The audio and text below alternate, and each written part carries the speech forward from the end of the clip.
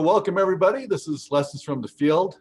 As you know, it's a series of interviews we do with a diverse array of guests, all of whom have a common thread, and that is a passion for pharmacy and pharmaceutical sciences.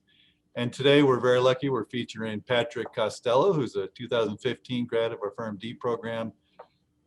Patrick is at the University of Chicago, and he's the critical care pharmacy specialist there in the MICU. So Patrick, welcome.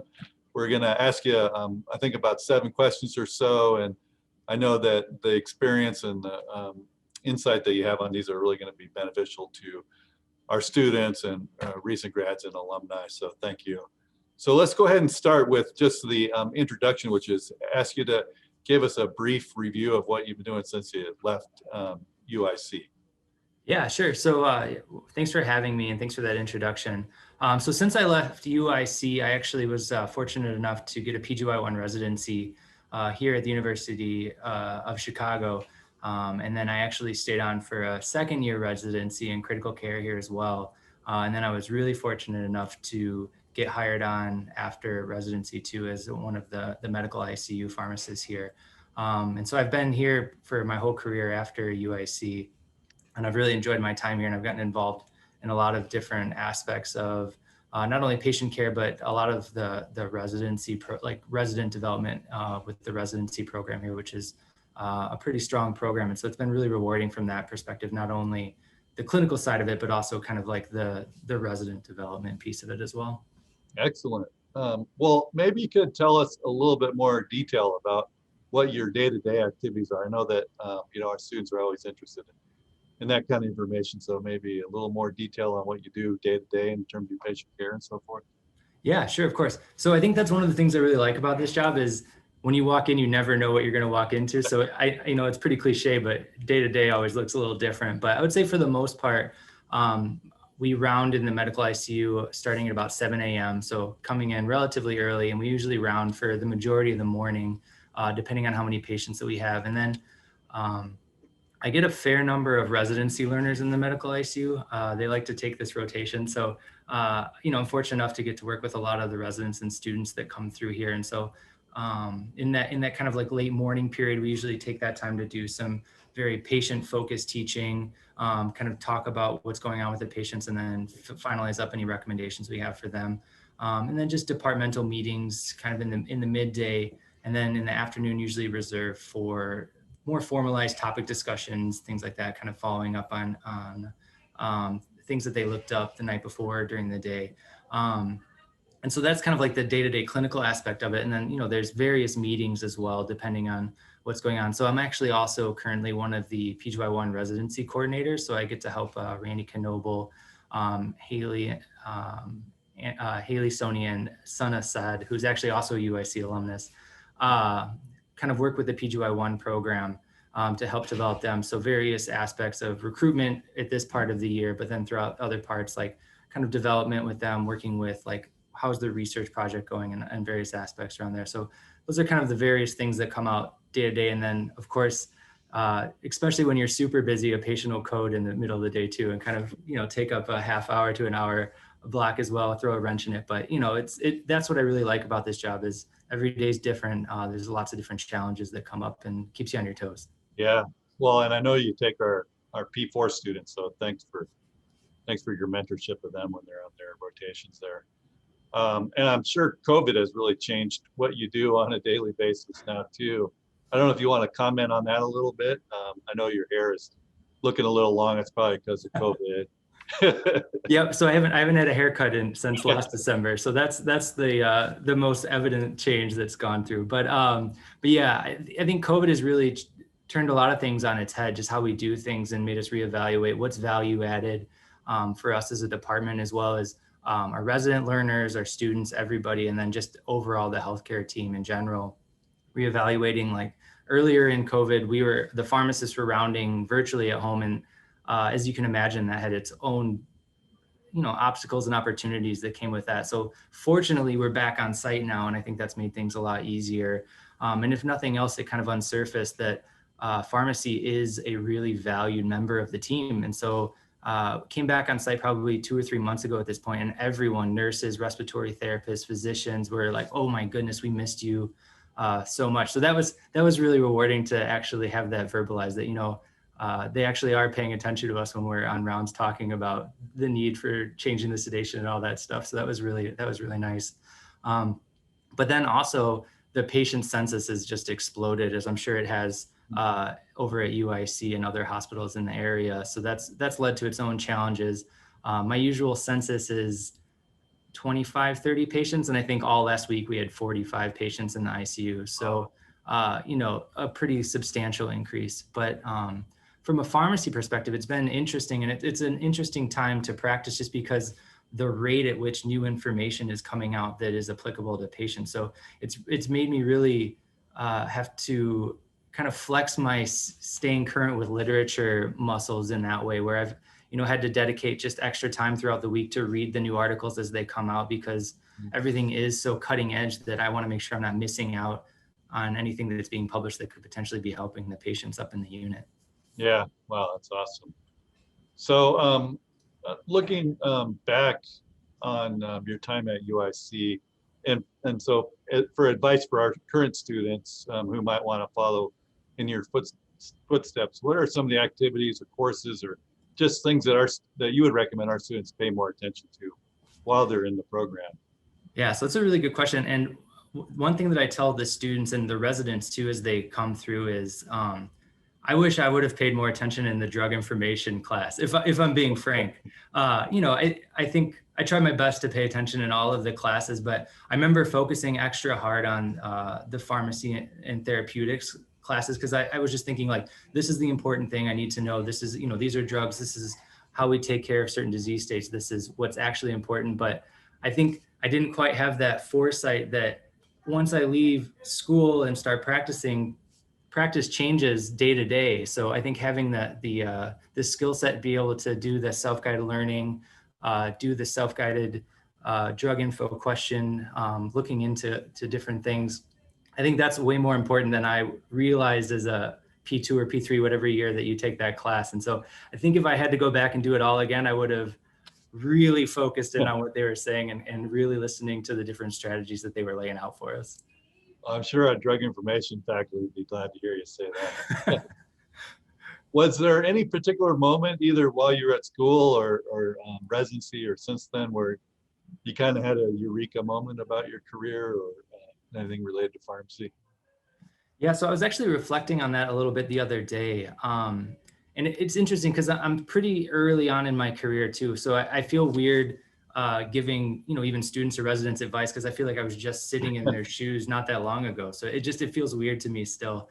But I think one of the biggest things that I could think of as a eureka moment was I was sitting in a talk by one of our real senior anesthesiologists that they were giving, and it was talking about how to mentor residents, how to mentor learners. And one of the things that he said was to keep in mind that the information or the studies that we have at this time is just kind of the best representation of the data that we know at this point.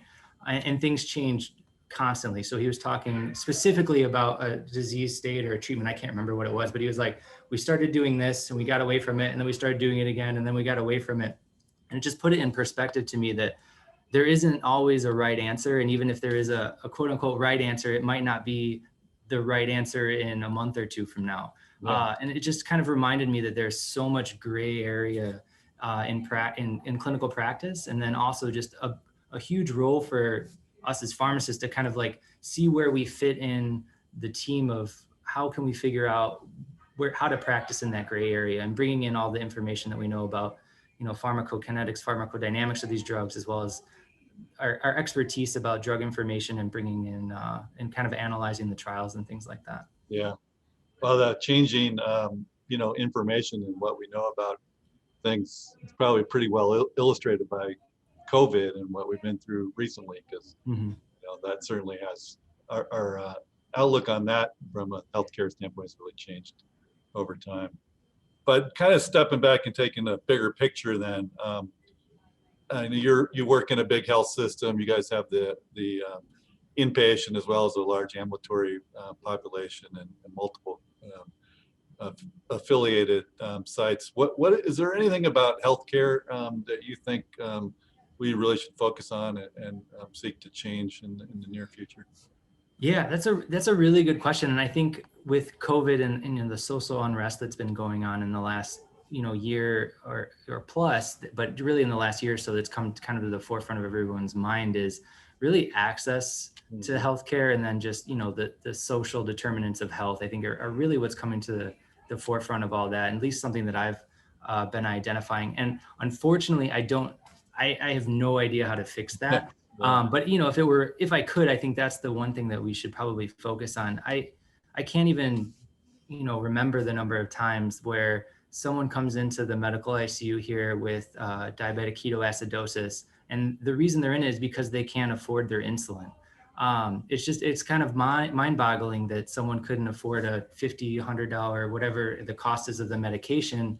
And understandably so, that they wouldn't be able to afford that for whatever the circumstances, but then they incur this multi-$1,000 hospital admission where they're here for a couple of days. And I can't imagine what that would do to the other aspects of their life, from keeping a stable job, or if they have kids at home taking care of them, and just how disruptive that could be to their entire life. So I think if we could find a way to make sure everyone had, you know, reliable access to healthcare, that would be just a game changer from a more societal level. And then just also the number of patients that we have coming, at least to our institutions. I'm sure you see it over at UIC as well, as multiple chronic disease states that have gone unchecked or kind of uncared for years and years and years. And it's all additive, where we have, you know, 50, 60-year-old patients who have all of these uncontrolled disease states that if someone would have paid attention to them, they wouldn't be kind of at that end of their life in their MICU having these really difficult goals of care discussions with us. It could have been, you know, prevented many, many years ago. So it's sad to see, and I wish I could change it. I think we need a smarter person than me, I think, to come up with the solution. But I think that's something that I've identified anyway. Well, I know a lot of people would say amen to that thing, because I think a lot of people would like to see that change.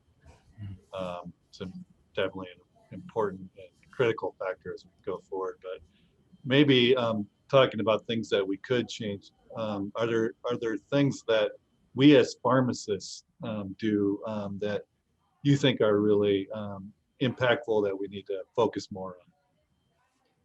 Yeah, so that's a really good question too. I think, you know, getting back to that last question and what can we do, it's something that I've tried to wrap my head around quite a bit.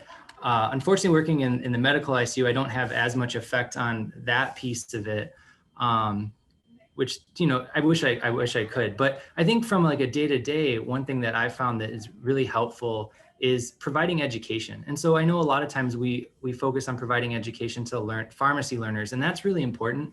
But one of the really nice things about working at the University of Chicago is we have so many physician learners. And so I have a real unique opportunity to teach the physician learners about various aspects of care that they're taking into future interactions that they're having with patients. And so kind of earlier on in my career, I was really focused on like, let's make sure this intervention gets made. And I know, you know, that's kind of how we oftentimes think about and how we learn in our training of like creating that problem list and like, let's get this antibiotic de-escalated, or, you know, get this sedation changed. And that's really important. But I think starting to like ramp up and think of it from more global scale of how can I affect patient care even when I'm not here? So making the education on rounds of like, this is the proper step you should be doing for XYZ reason. And then similarly coming up with protocols to standardize practice as best as we can. So a lot of these things are more automatic, and making sure that we're getting quality care to our patients. Yeah, that's a really good point. That's one I don't think we've heard yet on these interviews, but Cool. yeah, the impact that we have on other healthcare professionals, and then the follow-on impacts that they have as a result of our suggestions and advice and guidance to them. That's awesome. So next question is also one we've asked a few people, so we'll see if we can compare answers in this one. But you've had a number of different mentors, I'm sure, over the time since you either when you were at UIC or in your residency or since then. We always like to try to elucidate the best advice that you've had or that our guests have had that we can pass on. So Is there any particular really good advice that you've gotten that you'd like to pass on to people? So I think one piece of advice that I've been given that's really helpful is looking at opportunities or things that otherwise you might think of as like things that you have to do as good opportunities for learning. So keeping an open eye or a good optimism about the opportunities that you're afforded. So I think like a good example of that would be when I was a P4 student at UIC, I had actually matched residency here at the University of Chicago, and I had my community rotation as my last rotation. And I remember thinking like, oh, this isn't applicable to me. I'm going into residency. But I remember that was probably like my most clinical rotation and one of my favorite rotations. The pharmacist that I worked with was great. They let me do all of the patient counseling. They let me go out into the OTC aisle and make tons of recommendations. So that really opened my eyes to like, hey, I should have had a better attitude about this going into it, because this could be a really good opportunity and a good experience. So yeah, I would just encourage everyone to keep that open mind about things. So even if you get a residency or you get a job where you're like, hey, I don't love this part of the job, but try to look at like the silver lining at all the things you're getting to do, because at the end of the day, every opportunity or every experience can have a positive spin on it and something that could really be adding to your career. Yeah, that's great advice, Patrick. I mean, it applies not just in your career, but also in your personal life too. I think it's something that we need to keep in mind more when we face those kinds of situations. So you started, I think, to say a little bit about your kind of course, and so this question would be more in your experience and the people who have interacted with you. What has been the most influential, you think? So I would say the people that were most influential on me is when I started residency here at the University of Chicago. A lot of people come into mind, and I could probably talk for a whole hour about all the people that have helped me throughout the way. So I feel bad for leaving anyone out in particular. But I think one of the things that was nice about starting residency here is there was a pretty young preceptor group when I started. So for the most part, everyone that I was working with was probably 5 years at the most into their career. So they served as really good models for how to start your career, because there's some difficulty in transitioning from student to pharmacist, from resident into more of like a clinical specialist type picture. And so they served as really good models. So a number of the pharmacists that worked here like stick out, like Sajni Patel was someone that I worked really closely with, Ola BC Falana, all really great mentors to me and kind of showed me the path on the way to really model your career and the things that you should be doing to make sure you're not only developing clinically, but also giving back to the profession as well. And then going back to UIC, there's tons of people. For you, one, Dr. Schumacher, I don't know if you remember, but you actually you hooked me up with Edith Natescu to do research. Oh, yeah. So I could trace the lineage all the way back, and I feel really grateful for all those opportunities I was given. Excellent. Well, thank you, Patrick. This has been really fun. Is there any final word or advice you want to give to our students before we end this? I can't think of anything specifically, but yeah, I think just everyone should keep in mind that it's a really tough time. I think with COVID, a lot of the students, I can feel I don't want to say angst, but just some uncertainty with the way that the healthcare system is right now and having to do rotations virtually. But I think just going back to keeping an open mind, trying to find as many opportunities as you can, and just knowing that at the end of the day, we're all kind of working through this day to day, and we understand that although it's not optimal to learn during certain situations like virtually whatever, like we all understand that. But just as long as you have a good outlook about it, everyone will recognize that. Yeah, great. Well, thank you. I know our students appreciate that. Patrick, this is great. Definitely appreciate you doing this. I know that we're going to get a lot of students who may be interested in talking to you. So if you don't mind, maybe we can forward your email address or hook them up with you if they have further questions.